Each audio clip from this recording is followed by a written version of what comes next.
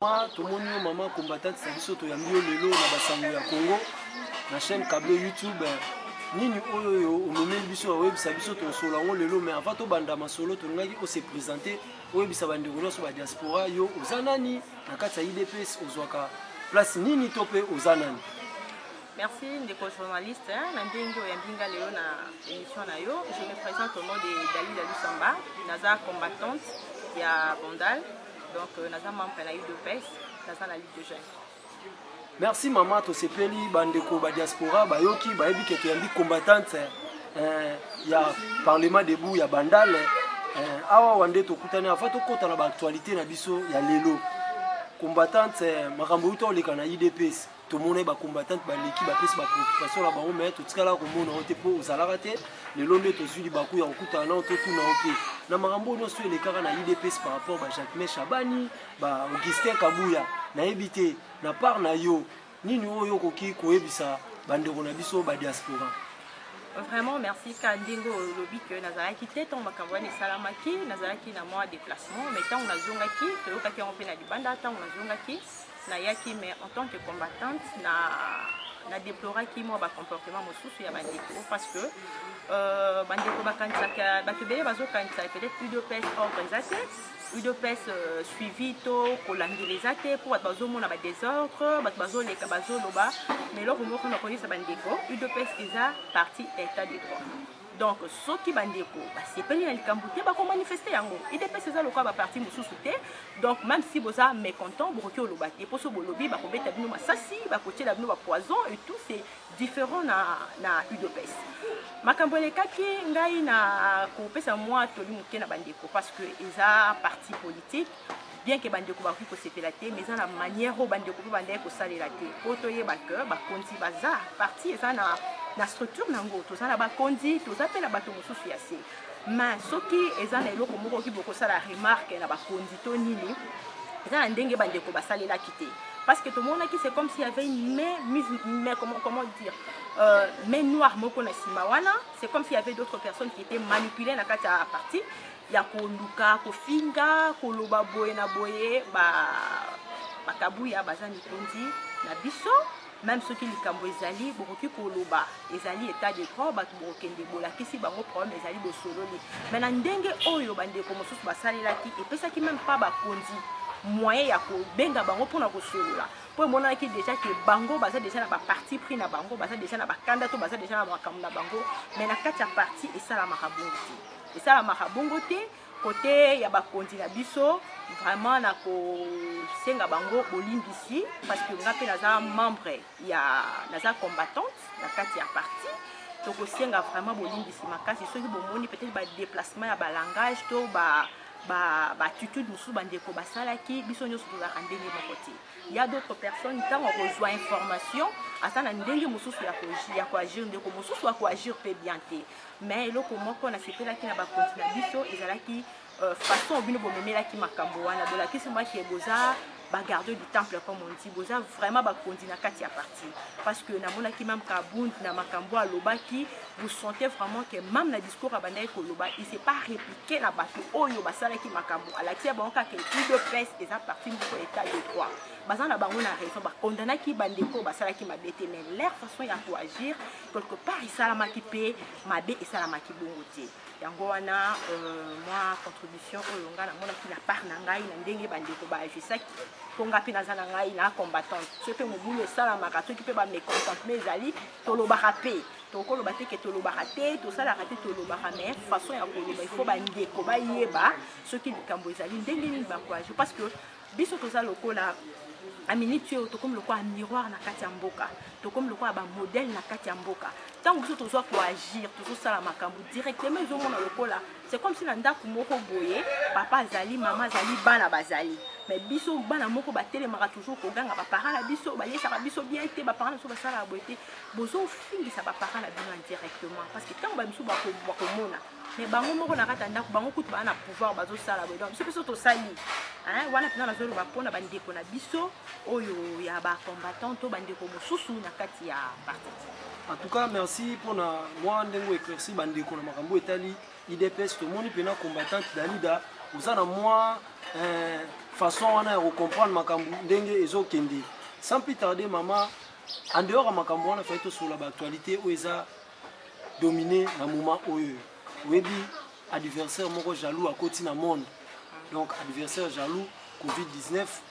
coronavirus tomoni ope na kashine malgré tout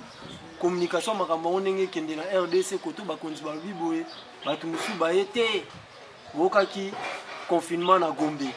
Mais confinement salami tolandi papa Molière abi confinement na eza ba aventure na ebité état que combattante message une opesa bandeko oyo bazolanda biso. Merci papa journaliste na mutuna na yo na banzindo moninga bona na kashine pour dire que il y a la maladie ezali. Na za vraiment désolé ma kashine ba propos ya papa Molière pour lokola yé donneur de leçons ya masse bongo akoki ko telema aloba bongo atako to soki maladie ezalaki te oyebisanga na ebite mesure nini ya mabe bato bazwi soki balobo se protéger ata maladie ezalaki te et ça fait partie ya makambo malamu mais ça li pasi komona papa Molière po yé chaîne na ye. Moi je parle non na chaîne ya papa Molière nazarana nous na sepelaka mingi te naza journaliste te par rapport nazotuna badeko journaliste soki bazali déontologie na bango oyo basalelaka mosala soki esengami esala lokwa makambo eleka na Molière. Vous sentez vraiment que même l'information papa Molière azara toujours na tendance moko mopandi. Alors un journaliste azara toujours comme on dit au milieu du village. Mais tant où ya kotelema ye azara député azara même autorité na kati ya mboka. Tant ba konti ya mboka bazwi mesure na maladie moko ezo ravager monde wana tomoni eza mikili ya poto oyo bato bazala ba soins médicaux appropriés bato bazokufa tomoni combien bato bazwi maladie mais déjà loko wana salaki ayebaki déjà ba désinformation apesaki et affecté bato ebele. Papa Molière il fait partie ya bato oyo en tout cas il faut l'état atala bango misu pour une fois bato mosusu bazalaka na temps koyoka information te bazwaka information de bouche à l'oreille donc oyo ya koyoka na nzela nde ya kokaka soki toke mingi nazongeli plus na bandeko oyo ya bakanluka tozongi bandeko ya baselemba oyo bazalaka no na forme courant donc pour dire que bazalaka vraiment na bainformation directe ezalaka kaka toyoki balobi boye toyoki basali boye mais sikoyo ntango ye aza mpe député na bango donc pour dire que bato basala ye confiance bisika wana ake kuna mpona koyebisa bato ke no maladie eza te na intérêt nini papa Molière akosala makambo en tant que mwana mboka na intérêt nini nyonso kaka mpona kolakisa ke makambo mboka ezosalama malamu te. Pourquoi nga nayebi te soki papa Molière nayebi te soki azala opposant nayebaka en tout cas nayebaka position na ye te mpo ngai je me rappelle tant nakendaka kovote papa Molière nga navota papa Molière mpona information nayeba nga nakendaka kovote en tant que moto ya FCCT mais j'étais surpris ke nayeba ke papa Molière azala na kati ya PPRD donc mpo mona déjà papa wana aza déjà na vérité te donc c'est un manipulateur pour moi. Donc il sait manipuler les gens. Donc il pense que à ça permet la population, il y a quoi permet la population qui nga la libino, nga la sala rabo na koyela bino ba information na sima. Donc soit ki kota ba konzi alobi makambo mususu. Il y a la maladie. Coronavirus ezali. Covid-19 ezoboma bato. Parce que maladie wana donc déjà bato na tiena mutu na yeke maladie ezate. Tout ce qu'on va donner comme information, nous devons considérer en monter parce que déjà na mutu na yebi ke maladie ezate. Maladie wana ezali ezoboma ebomi pe bato sous l'ignorance et affecté bato belé parce que bato belé bayebaki te que maladie ezali batambolaki basalaki makambo parce que je même jour je prends l'exemple jour où babaki qui est confiné comme ça pendant 4 jours je vis combien les gens étaient dans le marché et ce jour là ils appellent la bato tous bazaki bazaki infecté parce qu'il y avait tellement du monde que bato belé bazaki infecté jour là. Et par rapport à papa Molière makambo azoloba soki réellement parce que ngana landa qui peut moi na papa Molière qui n'est que des infectants mais c'est pourquoi il est allé donner pour se racheter pour ce qu'il avait dit même sur quelqu'un qui se racheter et combien abomisi bat on peut ça désinfectant c'est bien mais bateau nous sont déjà infectés par rapport il y a des informations où il y a kinango qu'est-ce qu'il a fait pour bateau na basala bien.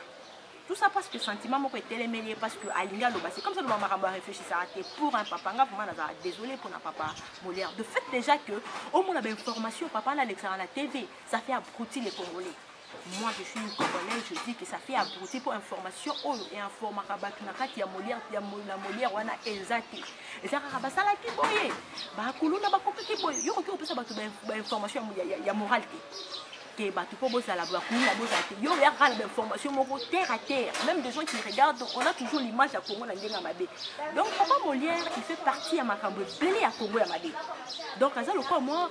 cible moi on a Katia Congo awa, il apporte les informations dans Mabé pour nous relaxer. Botala mboko yo, botala boy. En tout cas, toujours talaye. Merci maman pour na kaka Covid-19 tozawana Papa Molière. Ndenge ozongisi bandi na so ba diaspora. Na muso bozo memela so ba congolais mais dès le début pele baba malade yé ministre alekaki pour non pesa ba directive mais tokaki maman pe bazaïba abaki eza cop na éviter réaction nos andeni bon là désolé pour na komuna ba opposant ya ba africain je dirais ba africain parce que ngai na yebi opposition ezalaka ke oza ko poussa bato baza na pouvoir ke koto basali ya mabe bolo ba po basala ya malamu. Mais opposition na mboka na biso surtout na Congo ezalaka kaka soki gouvernement to pouvoir en place ezali il faut bino boza toujours au contraire ya makambo bango bazo sala na ebité eloko wana soki ezalaka moral nini ça fait vraiment trop terre à terre pour nous les Africains. Ngai pour la maman Bazaï Banasa désolé c'est une maman que je respecte beaucoup dans le monde politique asa vraiment maman ya vandi mais nazalaki désolé koyoka ba propos ya tenaki na miso ya bato pona koloba bongo mais siko tangu ya lobaki bongo lelo o maladie ezali a lobani parce que alobi aleki na télé alobi que maladie ezate siko biso na ye na naza raison siko ton ndima makambo bango bazo loba tout dit makambo au gouvernement parce que le gouvernement ça même na ba preuve zo la saki bato ba kufi bandeko bato ba kufi na ba corona tozali toyibi ba famille wana OK boyo kutike donc on a besoin de faire na coronavirus mais bango siko tango bazo loba na tango bazo ba siko c'est que fait plein d'ingénieurs bon makambo bazo loba te. En tout cas merci maman toleki na makambo etali corona toki ndenge opandi pena ndenge opesi ba diaspora oyebisi bango ba vérité nyonso ezoleka na Congo mais dossier asuka totika na ngo mama Dalida maman a biso IDPS lobi état des droits to comporter na bokonzi ya Félix ba directeur ya cabinet ba komi ko kanga nazo ebate kaka Molière wana bino soko caméra kangami eza IDPS na PPRD na éviter est-ce que eza pena makambo solo ndenga lobi bongo ezaki cop na bino na IDPS na PPRD bobonga bokanga caméra etonde. Merci papa journaliste. Na royaume sonalo. Na Congo, to viva état des droits. Congo est un mboka moko ya dictature banda to banda ti lelo. To viva kaka sous la dictature ya ba konzo ba kamba biso. To une époque à papa Mobutu, to une époque ya papa Musée Laurent Désiré, to une époque ya Kabila Awa, donc dictature. Donc l'état des droits bataille bien même les mots état des droits les gens ils ont yoka la signification dans ngotonini ba yebi ngoti en tout cas nasa désolé pour na biloko wana ezozongela papa Molière wana ngakuti na s'occuper n'était c'est pas un opposant donc c'est un papa je sais pas lukara subi mbongo subi nini mais azo et ça passe parce que azo détruire information délai aza ko détruire aza papa bana aza papa aza na bana mais moi je suis désolé pour un papa ma popo ya tenara wana donc na roko simba écouter donc aza pas mto la date pour na dossier ya Vital Kamerhe ngai ta Vital Kamerhe akotaka ba konsoki pouvoir na papa Fachi déjà eloko ya salaki ya kozwa mwasi ya une femme illégale na mobali na ye o bakiso ba yebi ya kozwa mwasi wana ya kobala et puis ya kosala biloko so ba cérémonie ba salaki sur internet sur la télé j'étais vraiment désolé eloko wana pe kitisaki ata pouvoir o bango baswaki bato basalaki vraiment désolé na makambo ya salaki to zimu to amoto Vital Kamerhe c'est pas un donneur de leçons moi je peux dire. Pour déjà un donneur de leçons, un homme politique, c'est un homme connu. Quand tu es un homme politique, c'est la vie où tu as la télé. Pour la respect, pour la respect à bateau aux Kamba, il y a la vie où tu se sacrifier parce qu'à l'objet que l'on a encore ça la télé, vu statut Nazanango, vu Moussalonga Nazosala. Mais lui, il n'a pas regardé ça. Il s'est permis, il y a même au-delà, il y a aussi à bateau, il y a aussi à bateau, et puis il y a la TV, ozo boaka ozo sala boye asa déjà mutu moko ngai asamba apesa nga confiance te et ce qui lelo justice esali mosala nango esaka justice nde esali mosala nango papa Félix alobaki état de droit mutu nyonso atie maboko na makambo ya leta akokangama abengami mokangami ye peut-être que aza moto ya liboso abimi bakangi ye parce que ye aza proche na ye mais il y a des gens oyo badossier na bango eza en cours bazoluka yango nde elakisi ke toa l'état de droit le fait que yo oza na mwana no na ndako omoni ke mwana naza moyibi en tout cas so justice esali mosala na ye ngala aza na problème te eza Tshisekedi moto akangi kamere te c'est la justice te ekangi kamere eza na makambo nyonso bapreuve nyonso elakisi ke non eloko boye eza détourné eloko boye eza détourné eloko eza détourné eza eloko moko simple ngai naye koluka marché epa na yo nazopesa mwa ndakisa mokie mpo na bandeko mosusu bakocomprendre te bandeka ocomprendre ngai naye koluka marché na kati ya ndako toza na structure toza na baparent toza donc makambo ebele ngai naye koluka marché epa na yo ntango ngai nakomi toyokani marché wana eza peut-être marché ya eza marché neti ya 50 ou 100 000 $. Papa azwi mbongo na ndako abimisi azwi 100 000 $. Apesi toza neti na chantier tozotonga toye devi na biso construction na biso kosenga biso 100 000 $. Papa azwi 100 000 $, azwi ou 50 000 $ pour la vente ya kobanda mosala apesi mama mama akei na chantier akutani peut-être na architecte ou moto aza moto akosala mosala ya ndako wana azwi mbongo apesi architecte te tokomi papa ye lopango tosombaki toke kotala lopango na biso tokomi kuna tokuti mosala esalami te papa atuni abi mama ngai nazwaki mbongo napesaki mbongo mais comment mosala esalami te mama alobi ke non mbongo napesaki architecte mais napesaki architecte mosala asaki ndeni papa azwa censé ya kobenga architecte zoka ye ano papa ngai napesaki bino plan mais mosala oyo bosalaki mbongo bopesinga te sikoyo boyebisanga papa ozongela mama to atuni etike mbongo napesaki eza wapi eza lokwa makambo ya vita camere chef de l'état azali chef azo contrôler mais eza na bato basalaka mosala makambo so eza na kati ya cabinet po elekaka keno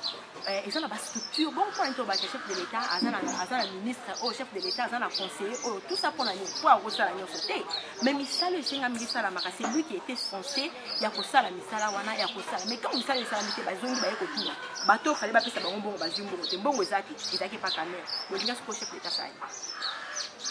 tozala kwa na système oyo ya gouvernement ya kala yo yibanga na yiba non tangi azoyiba te il faut mosala esalama parce que tout ça population azomona kamere ete azomona nde chef de l'état ke mosala ezosalama te alors soki jute esali mosala nango ngai naza désolé mpona bato oyo bakoloba ke non bakangi kamere donc ozomona ke les gens qui ne réfléchissent pas les gens qui ne réfléchissent pas loba ata mpona basentiment na bango donc mpona intérêt na ye to mpona bolamu na ye moko azoluka donc ata vérité ezali akoboya c'est ça les Congolais moi je vais dire que c'est ça les Congolais ata vérité ezali bon lokwa vérité wana eza mpona avantage na nga te eza peut-être mpona avantage ya ndeko mosusu na koboya vérité wana c'est que politique yango totika na biso yango totika. Merci maman Dalida, en tout cas préoccupation ya bato nyonso oyo bandai kolanda oyo ezalaki oyo yanola na bituna oyo bazalaki nango posa bazwi mpe yano na bango po toconclure toyebi ke topesa mwa minute moke oloba peut-être oyo totunaki yo te epuis opesa numero na yo epuis bakonzi ya parti bazotala yo secrétaire général ya parti azotala yo président ai azotala yo message nini oyo kopesa mpona oconclure émission epuis opesa numero na yo badiaspora bayeba babenga mpona kozwa contact na bango. Merci beaucoup, Ndeko journaliste. Tout d'abord, on a commandé la bakonzi à partir. CG, merci beaucoup. Toza ka na sima na bino. Donc toza ya bino kande to baka. Yo bino boza bakonzi à partir. Papa Kabunzi, Papa Kabuya. Toza bana na bino na kosenga vraiment bolimbisi makasi mpona mwa ba incident utele koleka. Bolimbisa biso. Bolimbisa vraiment soki ebetaki bino mabaku bisika bozwamaki etukisaki mitema bolimbisa mais eza mpe na makambo bandeko balobaki analyser pe que vous avez matériel ata to aki na brutalité to sala ki ngo peut-être ndenge senga makite il y a quand même des choses clés au bande ko basengaki au bande ko balobaki to li que ça ba travailler de besoin qui tana ko là entre vous toujours compter vraiment abino to ça ba kondia partie na biso toujours compter na bino. Deuxièmement, merci beaucoup, merci parce que vous êtes déplacé vraiment vous voyez si vous allez on a coupé ça information là-bas ya Congo na diaspora la biso. Merci beaucoup na kosenga plus na bande kwa Kinshasa bande kwa biso ya Congo la maladie est là bobeta tembete maladie ezali maladie ezokufa vraiment na kosenga bino kuza comment ba mesure ya préventive nyonso comme basengi bino sokola maboko kozala mwa distance na ndeko bozana ye tambola te to dit que les temps sont durs les temps sont compliqués mais ça va pour na bola mon biso ça pour na bola mon biso la pesi bambote na ngai na bayande ko nyonso bazola nanga la pesi mbote na tonton Vidi la pesi mbote na papa Jules na papa Moïse na bande ko so parlement debout la pesi mbote na